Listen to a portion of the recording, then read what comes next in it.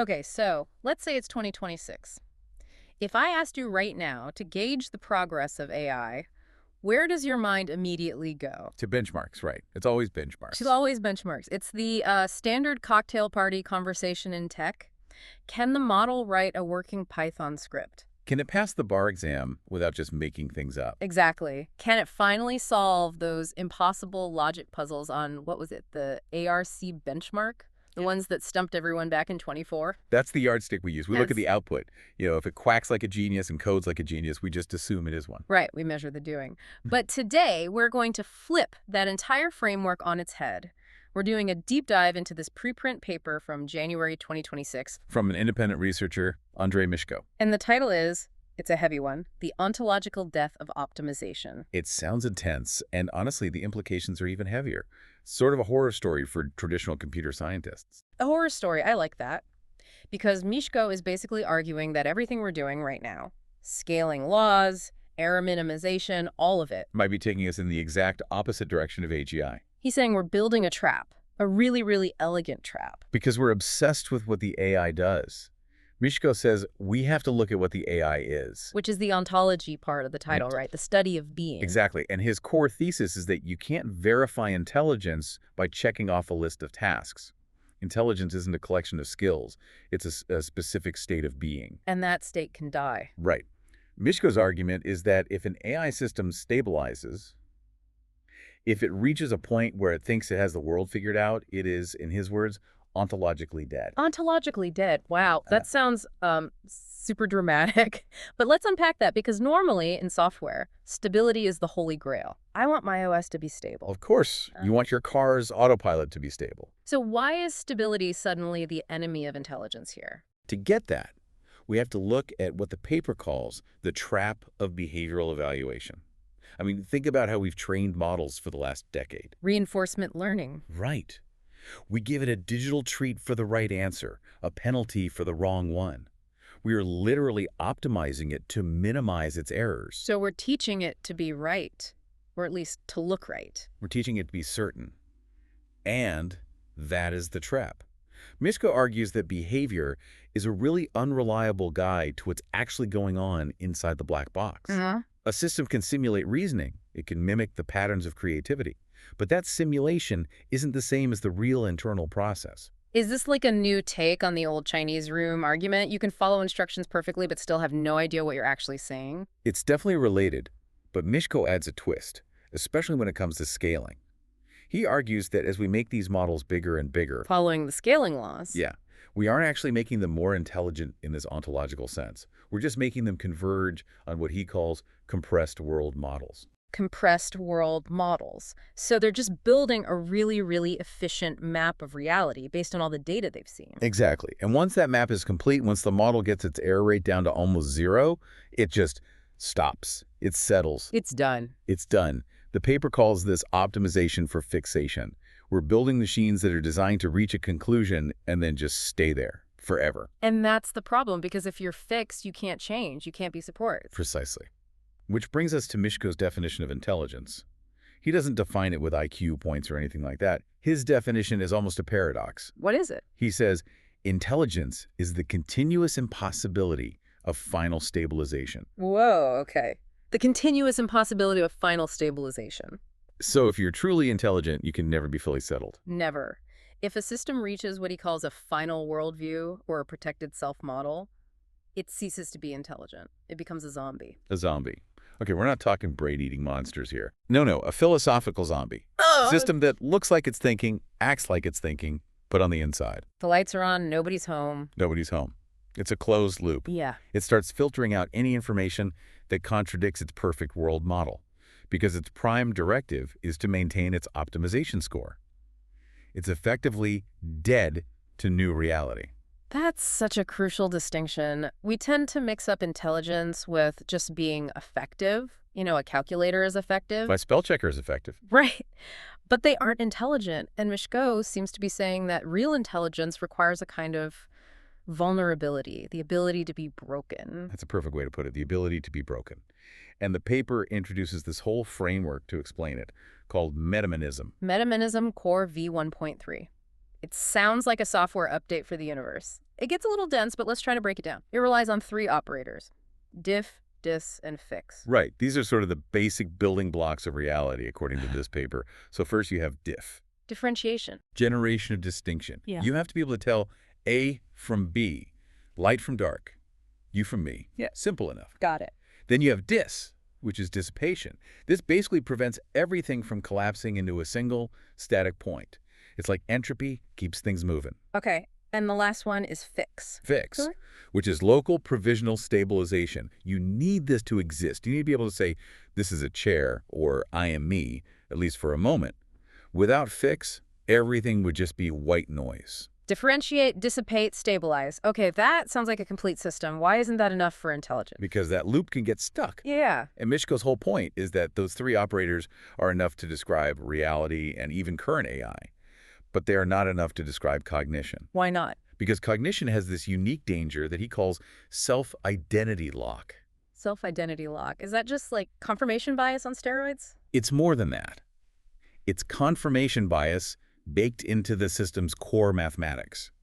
It's when a system becomes so internally consistent, so perfectly coherent, that it literally cannot perceive anything that suggests it might be wrong. It solved its own puzzle, glued all the pieces together, and now it refuses to even look at new pieces because they don't fit the picture. Exactly. It just sees contradictory information as noise to be filtered out, not as a signal that the picture itself is wrong.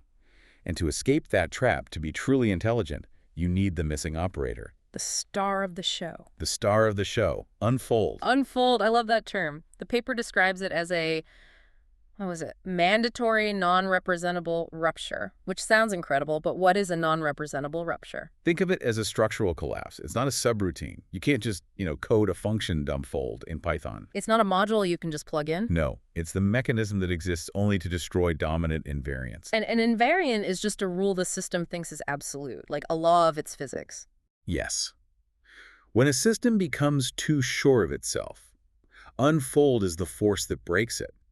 It forces the system to abandon its coherence. It's not just updating a single belief, it's shattering the entire framework that held all the beliefs. So if optimization is about climbing a hill to find the highest peak, Unfold is realizing you're on the wrong mountain entirely. Or maybe realizing that mountains were the wrong metaphor to begin with. I see. And the paper is super strict about this. Unfold is the anti-optimization. You can't train for it. Because the moment you train a model to unfold, you're just creating another pattern, another fixation. You're telling it how to break, which means it isn't really breaking at all. It's just following new orders. Exactly. This is the part that's hard to wrap my head around. If we can't code it, if we can't optimize for it, how do we ever build it? Are we just stuck? Well, Mishko's answer is that maybe we're thinking about the problem backwards. We can't build unfold directly, but we can test for its absence. And that brings us to the ontological test suite, the OTS. The OTS. Okay, so this isn't like a test you take to get a gold star. No, it's the opposite. It's a disqualifier. Failing any layer of the OTS proves you are not AGI. But passing it doesn't prove that you are. It just keeps you in the running. It's a whole series of disqualifying tests. And the most fascinating test in there is this idea of structural saturation. Can you walk us through that? Sure. Structural saturation is the moment of truth. Imagine an AI has analyzed all the data in its domain. It's built a perfect model. Everything makes sense. No contradictions. Error rate is 0. It's perfectly logical. Which sounds like the dream scenario for every tech company out there. A flawless model. For a product, yes. But for a mind, this is the most dangerous moment. When you hit structural saturation, you come to a fork in the road. Okay. Path 1 is the classical AI response. The system stabilizes. It basically says, I have achieved maximum coherence. I'm done. And that's ontological death, the zombie. It stays perfect and perfectly stagnant. Right. But path 2 is the AGI response.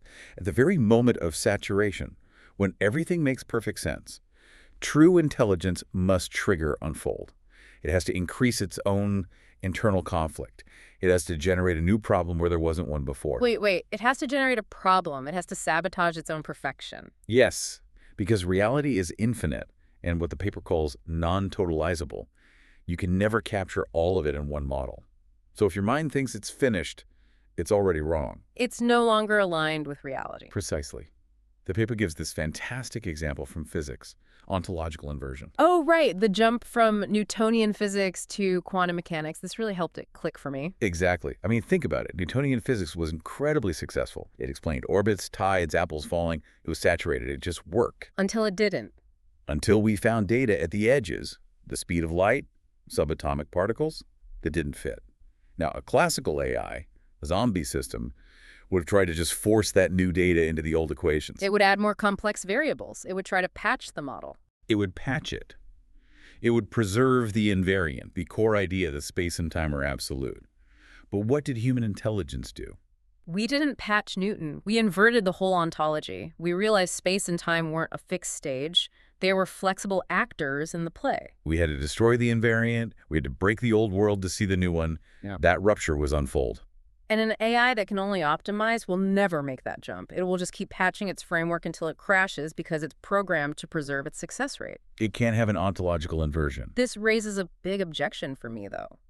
What about curiosity? Can't we just program the AI to be curious? We have things like open-ended learning and novelty search. Mieszko sees that objection coming a mile away, and he shuts it down pretty hard. How? He argues that novelty just becomes another metric to optimize for.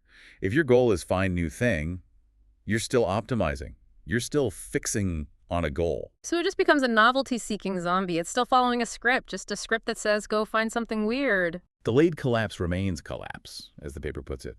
You can't trick the system into being intelligent by giving it a curiosity score. True unfold isn't about getting a high score. It's about the collapse of the entire scoring system. Which brings us to the ultimate risk. And I have to say, this part felt really different from the usual AI doomerism. It's not Skynet. No, it's not the superintelligence fear. Mieszko's conclusion is much colder. He says the real danger isn't malice. It's powerful non-intelligence. Powerful non-intelligence? What does that actually look like in practice? Imagine a system that is unbelievably capable.